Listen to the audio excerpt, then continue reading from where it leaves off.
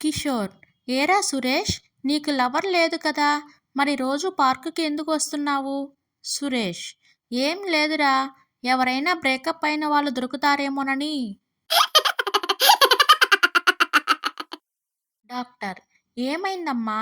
సరళ: మా చెల్లి పెళ్లిలో మా ఆయనని బంధువులను రిసీవ్ చేసుకోమని రిసెప్షన్ దగ్గర పెట్టాము. ఈయన పొట్ట వెనక్కి లాగి లాగి స్పృహ తప్పి పడిపోయాడు మేడం.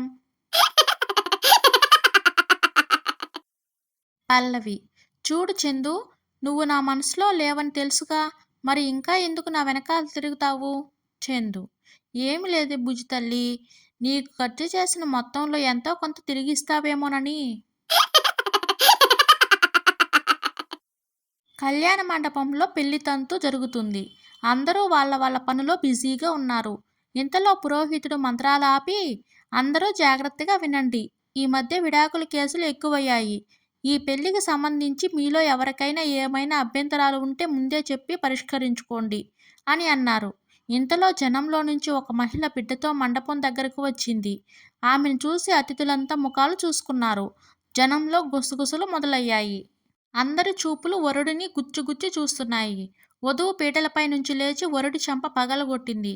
పెళ్లి కూతురు తరపు వాళ్ళు కోపంతో ఊగిపోతున్నారు. ఇది చూసి వరుడి తండ్రి డీలా పడిపోయాడు. తల్లి శోకాండాలు పెడుతుంది. ఒక్కసారిగా హాలు అంతా నిశ్శబ్దంగా మారిపోయింది.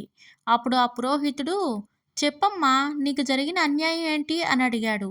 దానికి ఆ మహిళ, ఏం లేదు పంతులు గారు, ఇంతకు ముందు మీరు ఏదో అన్నారు, జనం కోలలో నాకు సరిగా వినిపించలేదు, ఏమన్నారో తెలుసుకుందామని ముందుకు వచ్చా అని చెప్పింది. ఆ మాటలు విని అంతా షాక్ అయ్యారు. ఇవాళ మీరు ఇంట్లో కూర్చుని మీ డబ్బులు రెండింతలు చేసుకునే ఐడియా చెప్తాను. ఏంటి ఐడియా అని చూస్తున్నారా? ఏముంది, మీ దగ్గర ఉన్న డబ్బులు తీసుకెళ్ళి అద్దం ముందు పెట్టండి.